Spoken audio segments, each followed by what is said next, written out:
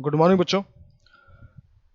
इससे पहले के लेक्चर में हम लोगों ने मैक्सवेल इक्वेशन देखा था। मैं इसको फिर से एक बार लिख दे रहा हूं।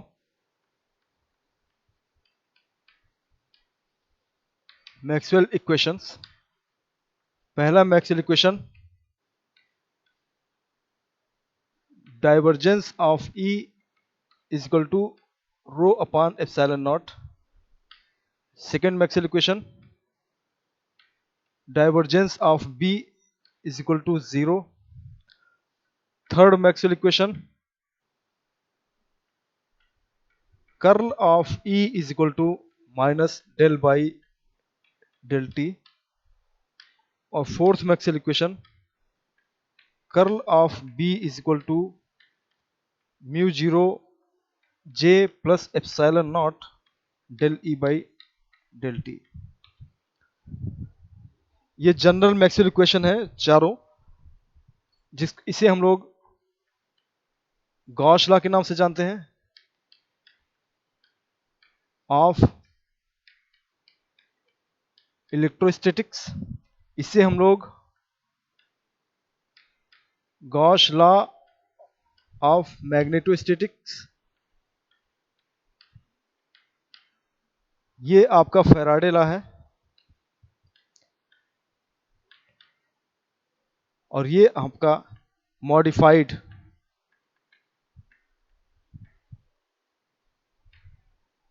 Ampere law.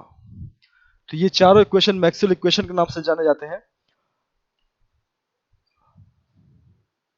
अब इसी चीज को अगर हम किसी मीडियम में लिखना चाहें, इन एनी डाई इलेक्ट्रिक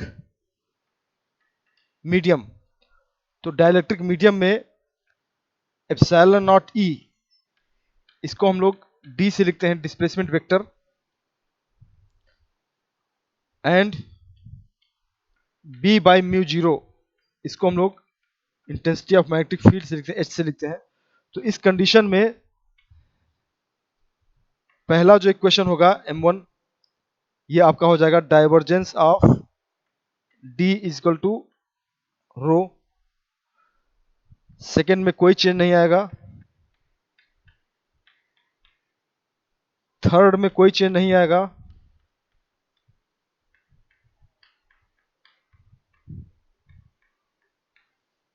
और चौथा जो हो जाएगा ये वाला,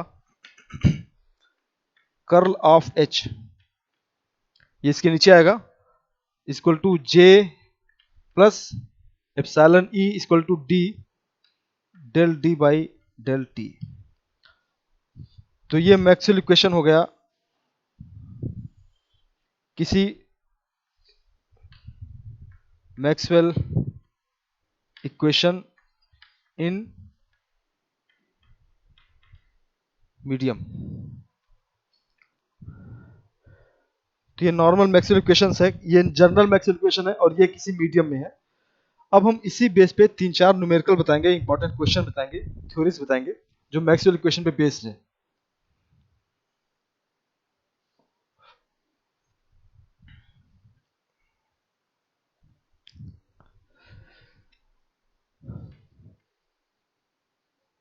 Some important questions on Maxwell's equation.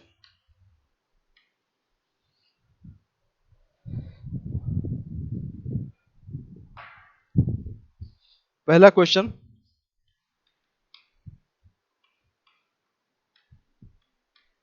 derive equation of continuity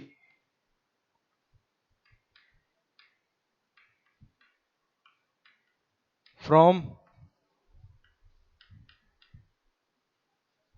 Maxwell's equation।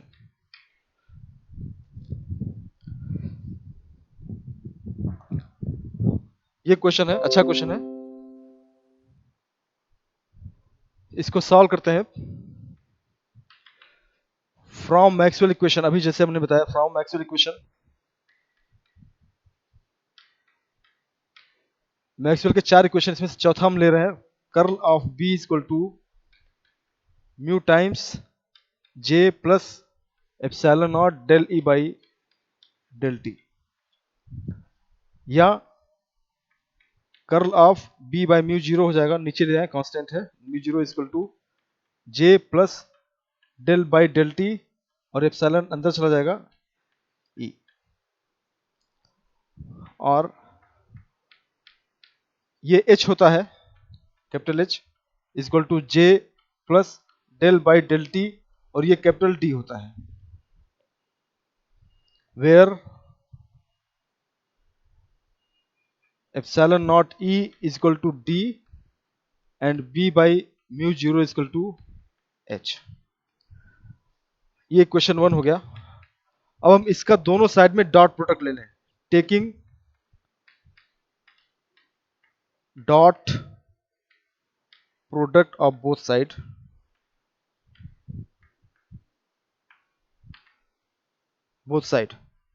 Divergence dot product H curl of H is equal to divergence of J plus del by del t divergence of D।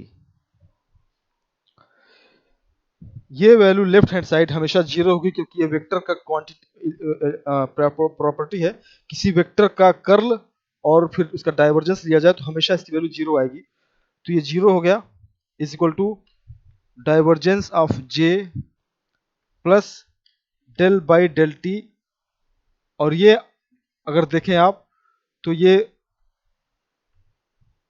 रो होता है from Maxwell's first equation, जैसा कि हमने बताया था divergence of D is equal to rho, तो इस हिसाब से divergence of J is equal to minus del rho by del t, और यही आपका इक्वेशन ऑफ कंटिन्यूटी है। तो हमने मैक्सवेल इक्वेशन से स्टार्ट किया और हमने प्रूव किया इक्वेशन ऑफ कंटिन्यूटी को। यही हमारा क्वेश्चन भी है कि derive equation of continuity from Maxwell equation. Next question,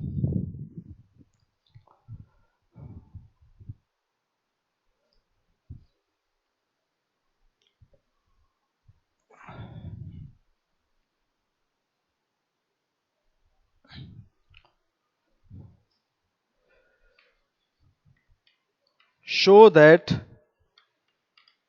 in a capacitor the conduction current and displacement current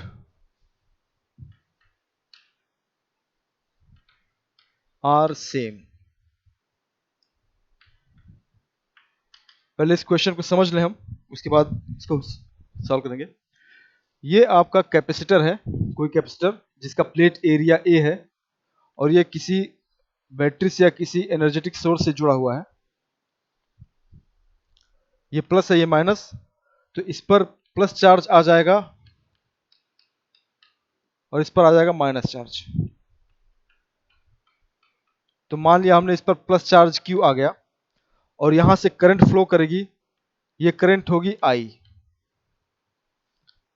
और इसके अंदर कोई कनेक्शन नहीं है, तो इसके अंदर जो करंट फ्लो करेगी वो करंट होगी आई डी। तो आई करंट हो गया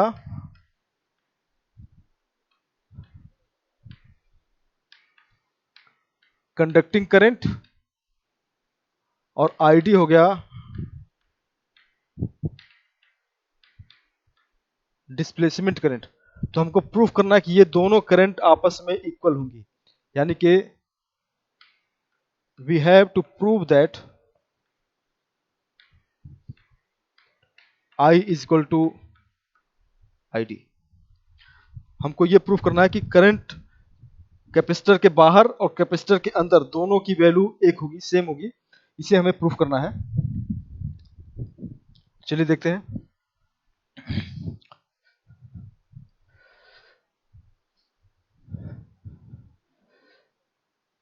ये इस चार्ज की वजह से जो इलेक्ट्रिक फील्ड आएगा, द इलेक्ट्रिक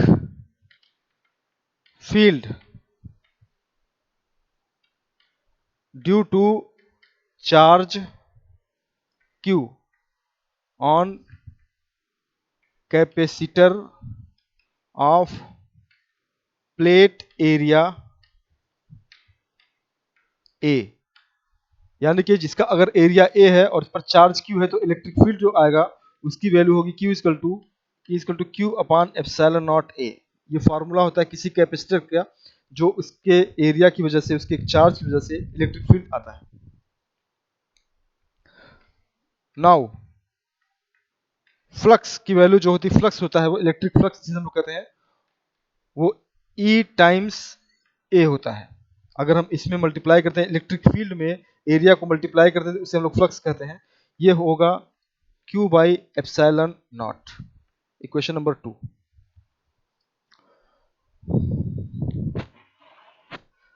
अब हम देखते हैं कि डिस्प्लेसमेंट करंट कैसे निकाला जाए। तो उसके लिए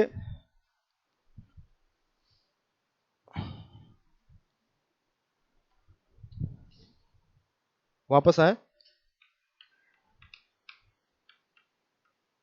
डिस्प्लेसमेंट करंट देखा जाए।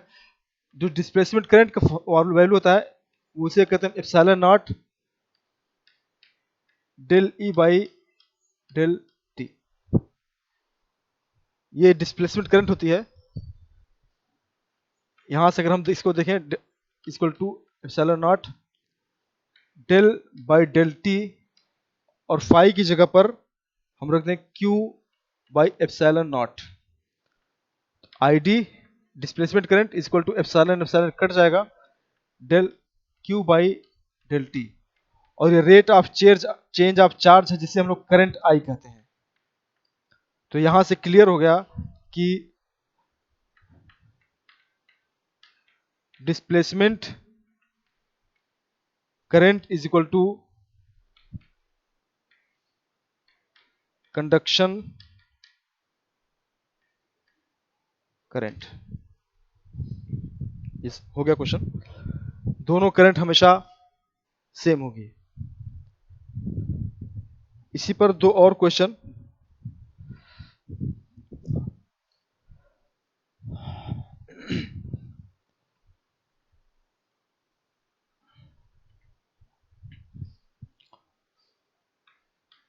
Question number 3। क्वेश्चन है,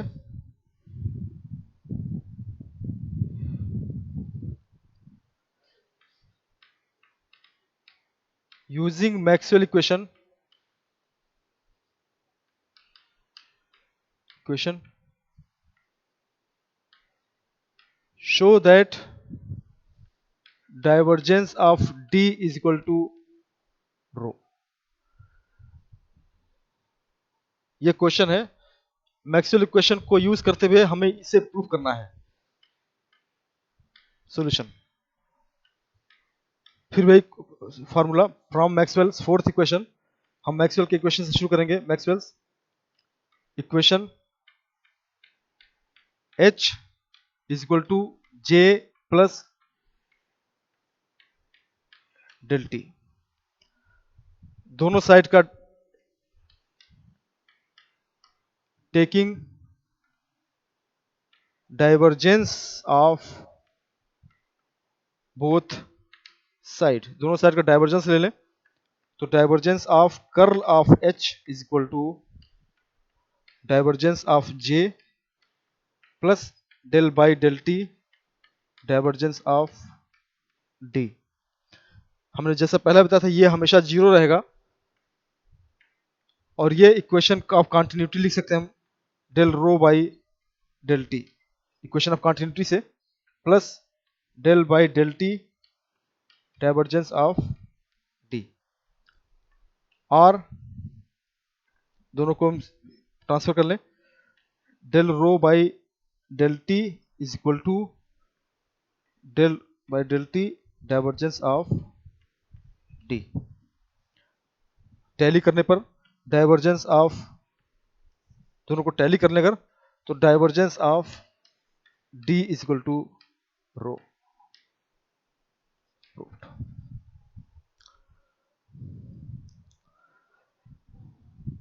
नेक्स्ट क्वेश्चन काफी अच्छा है, इसके बाद वाला।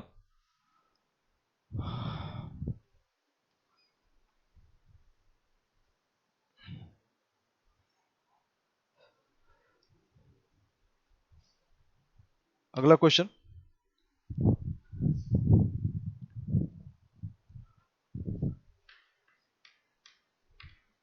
derive Coulomb's law from Maxwell equation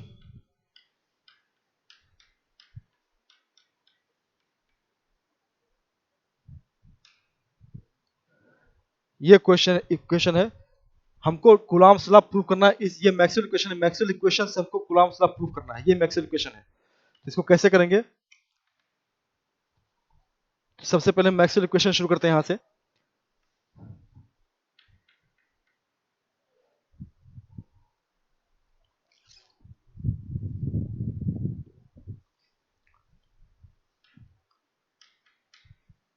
Maxwell equation, divergence of D is equal to rho, ये दिया हुआ है। हम इसको ऐसे लिख सकते हैं, epsilon naught E is equal to rho, या divergence of E is equal to rho by, ये हमारा मैक्सवेल इक्वेशन है। अब हमको इसको चेंज करना है कूलॉम्स लॉ में, कूलॉम्स लॉ को डिराइव करना है इस इक्वेशन से। तो सबसे पहले हम इसका दोनों साइड का वॉल्यूम इंटीग्रल ले लें, taking volume integral of both side, दोनों साइड का वॉल्यूम इंटीग्रल ले लें। इसका मतलब इंटीग्रेट किया हमने इसको वॉल्यूम के फॉर्म में, E d tau elementary volume, volume is equal to epsilon constant है बाहर आ जाएगा, वॉल्यूम रो डी टाउ, ये इंटीग्रल ले लिया हमने। यहां पर ये रो डी टाउ ये एक्चुअली में चार्ज डेंसिटी है, और इसको हमने इंटीग्रेट किया तो ये टोटल चार्ज हो जाएगा, वेयर ये आपका हो जाएगा टोटल चार्ज। तो हम यहां पे इसको टोटल चार्ज लिख देंगे, V is equal to divergence of E d tau is equal to Q by epsilon nought. इसकी जगह हम टोटल चार्ज लिख सकते हैं। और इसको अगर हम चेंजिंग सरफेस इंटीग्रल, ये क्वेश्चन नंबर 2 हो गया, इसको हम चेंज करें सरफेस इंटीग्रल में, तो इसको इस तरह चेंज कर सकते हैं, डी टाउ इक्वल टू, ये हमने पहले बताया था स्टोक्स लॉ, डाइवर्जेंस लॉ था ये, ई डॉट डी एस सरफेस, इसको हम ऐसे चेंज कर सकते हैं। तो इस हिसाब से यहां इसको हम कन्वर्ट कर दें यहां पर, देन फ्रॉम इक्वेशन 2 इसकी जगह पर हम ये रख दें, surface E dot d s is equal to Q by epsilon nought. अगर इसको पूरा इंटीग्रेट किया जाए पूरे होल सरफेस में, तो ये एक स्फेरिकल सरफेस का पूरे सरफेस एरिया निकल कर आएगा, यानी कि E into 4 pi R square. इसको इस तरह समझ सकते हैं, ये सरफेस हुआ हमारा हुआ, ये छोटा सा हमने सरफेस ले लिया ds, E ds r is equal to Q by epsilon nought. तो इलेक्ट्रिक फील्ड की वैल्यू आ जाएगी 1/4 pi epsilon 0 Q by R square, ये इलेक्ट्रिक फील्ड निकला। अब कूलॉम्स लॉ क्या है?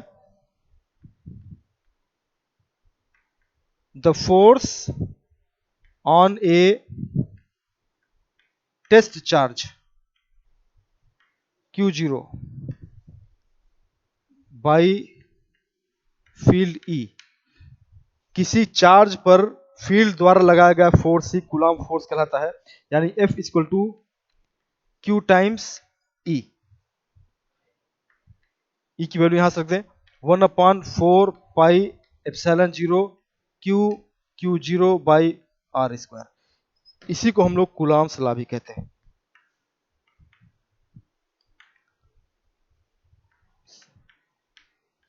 तो आपने देखा मैक्सवेल इक्वेशन से हमने शुरू किया और प्रूफ हुआ कूलम्ब्स लॉ।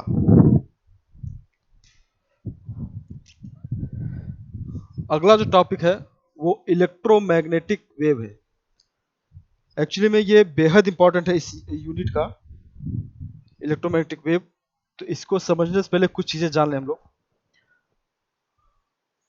नॉर्मली हम लोग के आसपास जितनी भी चीजें हैं जो भी हम रिसीव करते हैं एनर्जी के फॉर्म में, वो इलेक्ट्रोमैग्नेटिक वेव ही होती है। फॉर एग्जाम्पल, अगर आपके पास लाइट आ रही है, किसी भी सोर्स से आ रही हो लाइट, तो वो लाइट इलेक्ट्रोमैग्नेटिक वेव होती है। कहीं आप बाहर जाइए, आपको गर्मी लगे या हीटर से गर्मी मिल रही हो आपको, तो वो भी इलेक्ट्रोमैग्नेटिक वेव ही है। तो इस तरह से जितनी भी चीज़ें हमको एनर्जी के फॉर्म में मिलती हैं नॉर्मली किसी सोर्स से, वो इलेक्ट्रोमैग्नेटिक वेव होती है। और इसे हमको समझने के लिए सबसे पहले हम वेव समझते हैं। तो अगर हम नॉर्मल वेव की बात करें, किसी नॉर्मल वेव की, जैसे कि साउंड वेव,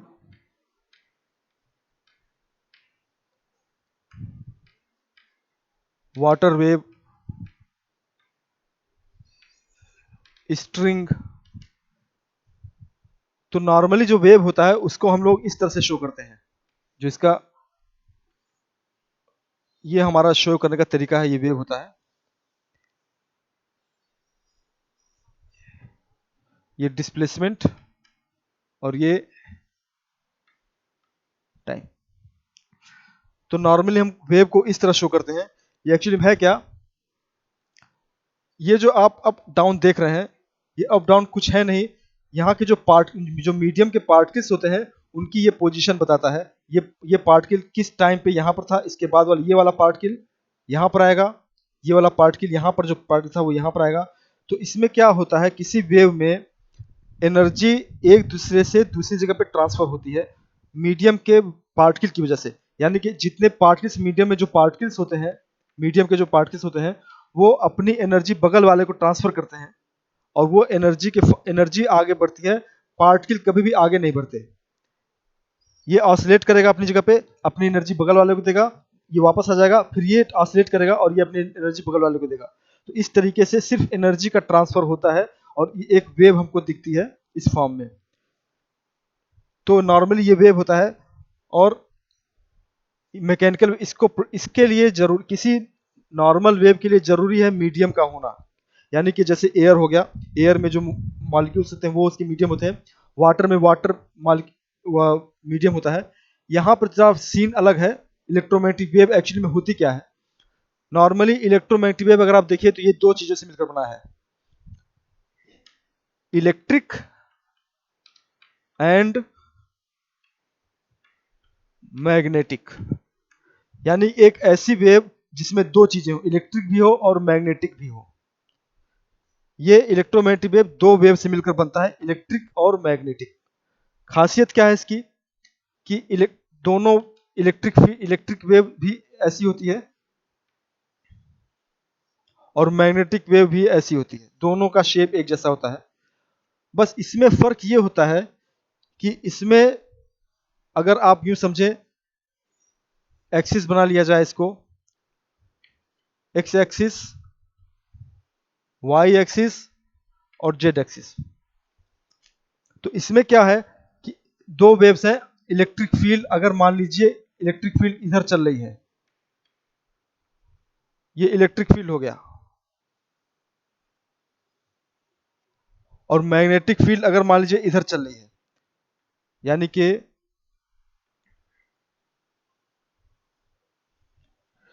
दो इलेक्ट्रिक फील्ड और मैग्नेटिक फील्ड, दोनों फील्ड हमेशा एक दूसरे के परपेंडिकुलर एक्सिस में रहेगी। यूं समझिए, ये अगर इलेक्ट्रिक फील्ड ऐसे चलेगी तो मैग्नेटिक फील्ड ऐसे चलेगी, दोनों कंबाइंड होकर हमेशा चलती हैं। तो इलेक्ट्रोमैग्नेटिक वेव होता है, इसकी डेफिनेशन अगर देखी जाए,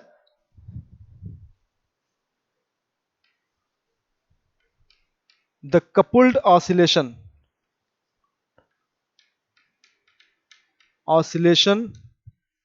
of electric and magnetic field, यानी कि इलेक्ट्रिक और मैग्नेटिक फील्ड का ये कपुल्ड ऑसिलेशन होते हैं, वो दोनों ऑसिलेशन एक साथ मिलकर आगे बढ़ते हैं,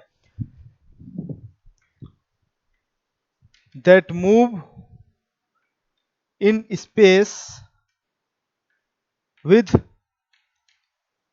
स्पीड ऑफ लाइट। और ये दोनों ऑसिलेशन अटैच होकर के आगे बढ़ते हैं और उनकी स्पीड जो होती है वो स्पीड ऑफ लाइट होती है, यानी कि the electromagnetic wave moves with speed of light, यानी कि 3 × 10⁸ मीटर पर सेकेंड। पहली प्रॉपर्टीज की हो गई कि इलेक्ट्रोमैग्नेटिक वेव जो होती हैं वो स्पीड ऑफ लाइट चलती हैं। दूसरी property, electric and magnetic fields are always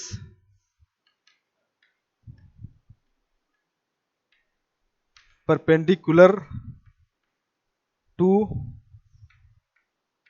each other, यानी कि दोनों फील्ड, इलेक्ट्रिक फील्ड और मैग्नेटिक फील्ड, हमेशा एक दूसरे के परपेंडिकुलर होंगी।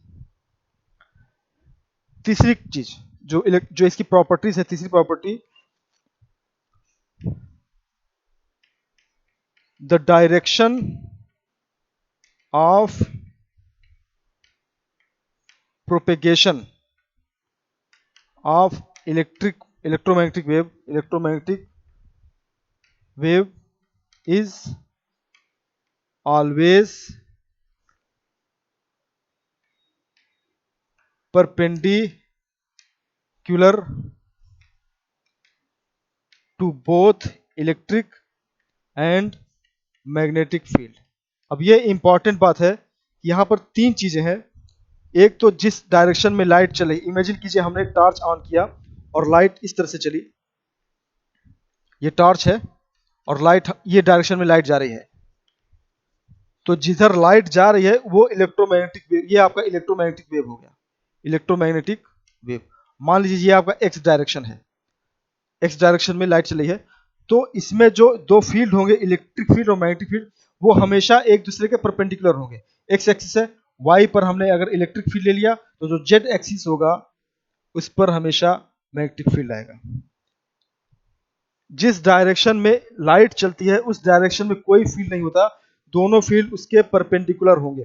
यानी कि इस हिसाब से अगर देखा जाए तो ये तीनों आपस में एक ऑर्थोगोनल प्लेन बनाएंगे, 90 डिग्री, 90 डिग्री और 90 डिग्री का, इस तरीके से X axis, Y axis, Z axis, जिधर लाइट चलेगी उसके दोनों साइड के परपेंडिकुलर में इलेक्ट्रिक और मैग्नेटिक फील्ड आपस में ऑसिलेट करते हुए ऐसे चलेंगे, और जिनकी स्पीड होगी स्पीड ऑफ लाइट। तो ये इलेक्ट्रोमैग्नेटिक वेव होता है। और इनकी खासियत होती है कि चौथी जो इसकी आएगा, नो एनी मीडियम रिक्वायर, यानी कि इलेक्ट्रोमैग्नेटिक वेव को चलने के लिए किसी तरह की कोई मीडियम की जरूरत नहीं है। इसमें जो इसके कंपोनेंट होते हैं इलेक्ट्रिक और मैग्नेटिक फील्ड, यही मीडियम का काम करते हैं। तो ये इलेक्ट्रोमैग्नेटिक फील्ड वैक्यूम में, ऐसी जगह पर जहां पर कोई मीडियम ना हो, किसी कुछ भी ना, वहां पर भी लाइट आसानी से जा सकती है। इसको किसी मीडियम की जरूरत नहीं, जैसे कि पानी में अगर आप तरंग उठाना चाहें तो उसके लिए आपको पानी की जरूरत पड़ेगी, या हवा में अगर आप कुछ बोलना चाहें, हम सुनना चाहें तो हमको एयर मीडियम जरूरत पड़ेगी। मगर इलेक्ट्रोमैग्नेटिक वेव को प्रोपेगेट करने के लिए किसी भी मीडियम की जरूरत नहीं है। इसीलिए हम तक जो लाइट आती है वो आसमान से, दूर सितारों से आती है, जो करोड़ों अरबों प्रकाश वर्ष दूर है, वहां सब तक लाइट आती है, बीच में कोई मीडियम नहीं है। तो वो मीडियम का काम कि खुद इलेक्ट्रिक और मैग्नेटिक फील्ड ही कर देते हैं, तो इसके लिए किसी मीडियम की जरूरत नहीं है। तो हम आज आपको इलेक्ट्रोमैग्नेटिक वेव के बारे में बताएंगे। इलेक्ट्रोमैग्नेटिक वेव कैसे जनरेट की जाती है, स्पीड ऑफ लाइट से कैसे चलती है और इसका इक्वेशन क्या है।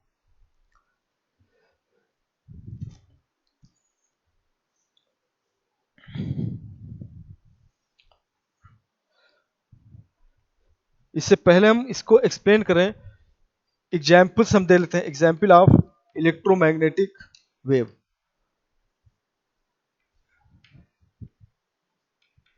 रेडियो वेव, इसके एग्जाम्पल्स हैं radio waves, microwave, light wave जो तक लाइट आती है, अल्ट्रावायलेट,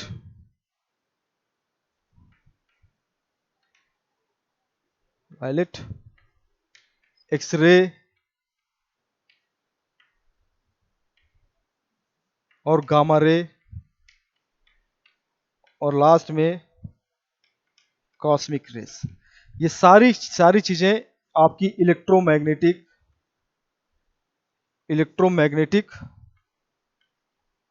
वेव है। सभी इलेक्ट्रोमैग्नेटिक वेव है जिसमें आपकी वेवलेंथ, ये पहली चीज, ये सब की सब इलेक्ट्रोमैग्नेटिक वेव है और इनकी speed all moves with same speed,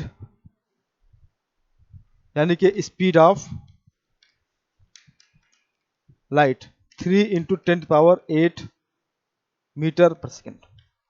जितने भी तरंग, जितनी भी वेव है, अलग अलग वेव्स हैं, ये सब इलेक्ट्रोमैग्नेटिक वेव है और सब में एक कॉमन बात है, ये सभी की स्पीड एक होती है।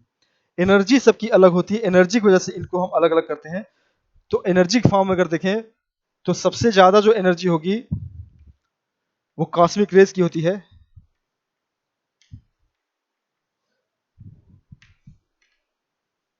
हाईएस्ट एनर्जी, और उसके बाद सबसे कम एनर्जी होती है वो रेडियो वेव्स की होती है,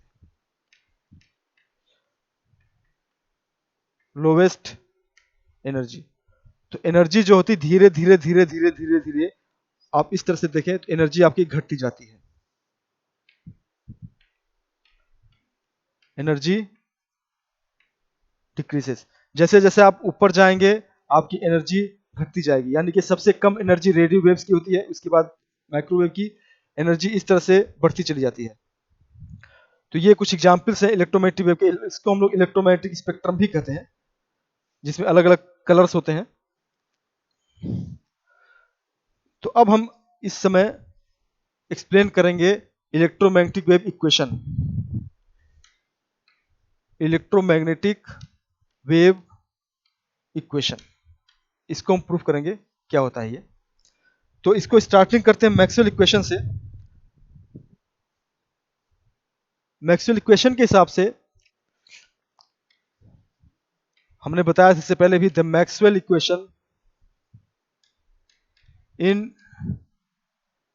फ्री स्पेस, हमने आपको बताया था